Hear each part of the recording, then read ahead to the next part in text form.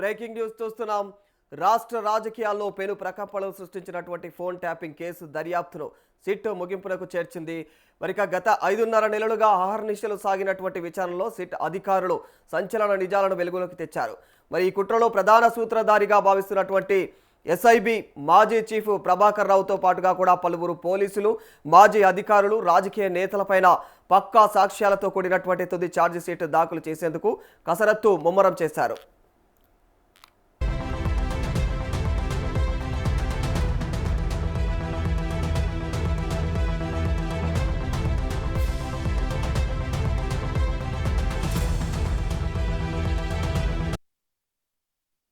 Telecom సంస్థల నుంచి సేకరించినటువంటి 618 phone నెంబర్ల data, సుమారుగా 2500కు పైగా ట్యాపింగ్ సంభాషణల ఆధారాలు, మరి ఖచ్చితంగా అయితే ఎఫ్ఎస్ఎల్ నివేదికలను ఈ ఛార్జ్ షీట్లో కీలకంగా పొందుపరిచినట్టుగా కూడా సమాచారం అందుతోంది.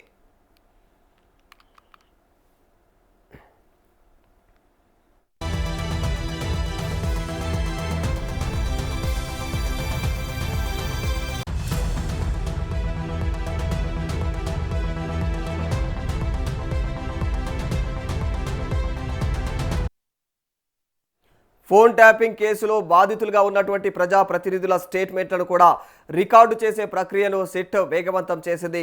శనివారం రాష్ట్ర మంత్రి తుమ్మల నాగేశ్వరరావు, మరి రాజ్యసభ సభ్యుడు అనిల్ కుమార్ యాదవ్ల వాంగ్మూలాలను కూడా అధికారులు అయితే సేకరించినట్టు తెలుస్తోంది.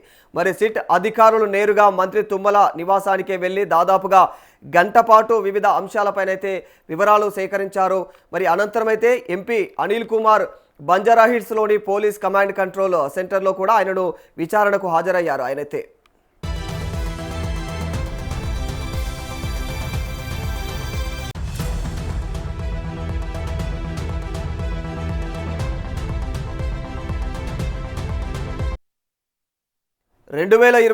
అసెంబ్లీ ఎన్నికల సమయంలో వీరిద్దరి ఫోన్లు నిరంతరం ట్యాపింగ్కు గురైనట్లు సాంకేతిక ఆధారాలతో పోలీసులైతే నిర్ధారించారు. మరి మంత్రి తుమ్మలతో పాటుగా కూడా ఆయన ప్రధాన అనుచరులు, కుటుంబ సభ్యుల ఫోన్లను కూడా అప్పట్లో అయితే నిఘాలో ఉంచినట్లు దర్యాప్తులో వెల్లడైంది.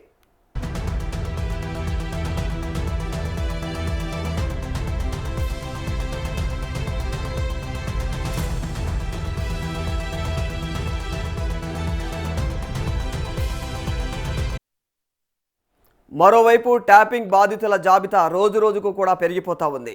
తాజా సమాచారం ప్రకారం మరో 2 కీలక మంత్రులు పొంగులేటి శ్రీనివాస్ రెడ్డి, జూపల్లి కృష్ణారావుల ఫోన్లు కూడా గత ప్రభుత్వ హయాంలో ట్యాపింగ్కు గురైనట్లయితే సిట్ అధికారులు మరి వాళ్ళు ఆధారాలు సేకరించినట్టు తెలుస్తూ ఉంది. గత ఎన్నికల ముందు వీరైతే మరి బీఆర్ఎస్ నుంచి కాంగ్రెస్లోకి చేరినటువంటి తరుణంలో వీరి ప్రతి కదలిక పైన కూడా నిఘా ఉంచినట్లు తెలుస్తూ ఉంది. మరి త్వరలోనే వీరి స్టేట్మెంట్లను కూడా సాక్ష్యాలుగా నమోదు చేయనున్నట్టు తెలుస్తోంది.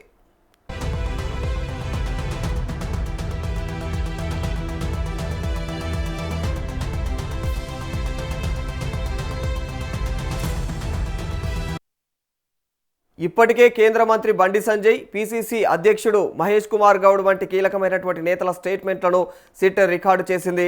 మరి రాజకీయ నేతలే కాకుండా జర్నలిస్టుల ఫోన్లను కూడా ట్యాప్ చేయడం అయితే ప్రస్తుతం రాష్ట్ర వ్యాప్తంగా కూడా సంచలనంగా మారిపోయింది. మరి హైదరాబాద్ సహా జిల్లాల్లో అయితే మరి పనిచేస్తున్నటువంటి సుమారుగా 28 మంది జర్నలిస్టుల ఫోన్లను కూడా పోలీసులు నిఘాలో ఉంచారు.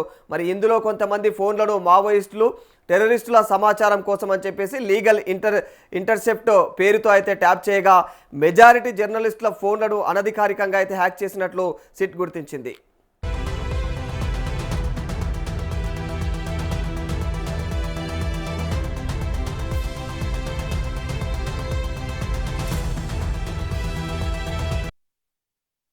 హైదరాబాద్ సిపి నేతృత్వంలో సాగుతున్నటువంటి ఈ విచారణలో ఎక్కడా కూడా న్యాయపరమైనటువంటి లోపాలు లేకుండా అయితే మరి సిట్ అత్యంత జాగ్రత్తగా అయితే అడుగులు వేస్తూ ఉంది. మరి ఎస్ఐబి ఏదైతే లాగర్ రూమ్లో ధ్వంసం చేసినటువంటి హార్డ్ డిస్క్ల నుంచి కూడా పునరుద్ధరించినటువంటి డేటానే ఈ కేసులో కీలకమైనటువంటి సాక్ష్యంగా మారనుంది. మరిక నిందితులకు శిక్ష పడేలాగా అయితే సాక్షులను, సాంకేతిక ఆధారాలను ఇక మరి అనుసంధానం చేస్తూ అయితే ఛార్జ్ షీట్ సిద్ధం చేస్తూ ఉన్నారు.